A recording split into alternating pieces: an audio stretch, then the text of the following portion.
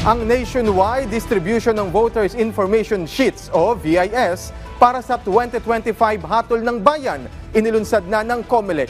Targetan nila na maabot nito ang mga liblib na lugar. May paalala naman ng COMELEC sa publiko tungkol sa mga kakalat na VIS. Ang detalye sa Balitang Pambansa ni JM Pineda ng PTV Manila.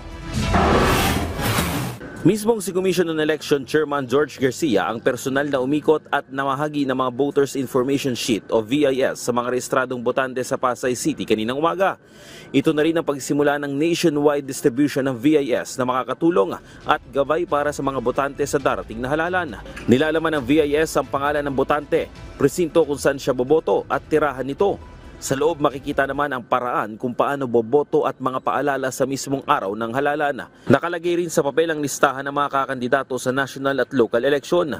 Ayon kay Garcia, layunin nitong maabot ang mga nasa liblib na lugar na hirap malaman ang kanilang mga precinct number at simpleng impormasyon tungkol sa halalan. Pero tatandaan po ng lahat, napaka-importante ito sapagkat hindi lahat may access sa internet.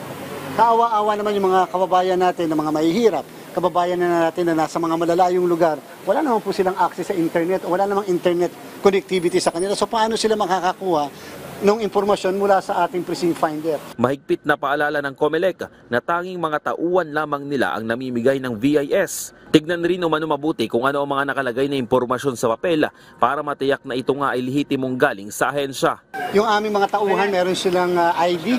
At the same time, hanapan niyo po ng ID rin yung aming mga tauhan na magdi-distribute. Kasama po sa aming operation plan na dapat may pagkakakilanlan yung mismong tao na magbibigay ng mismong voters information sheet. At sana po, again, huwag niyo pong paghinalaan kung bakit kayo pinapipirma sapagkat yung pong kadahilanan sa pagpapapirma ay dahil ebidensya yon na kayo ay tumanggap na ng voters information sheet.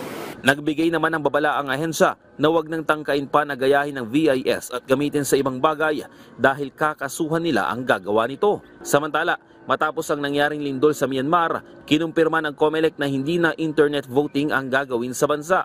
Nakatakda umanong magpadala ng mga balota ang COMELEC sa Myanmar para sa mga Pilipinong botante at maglalagay rin ng ahensya ng mga automated counting machine o ACM sa mga post area para kapag naibalik na ang mga balota ay may feed agad ang bilang ng boto sa opisina ng COMELEC.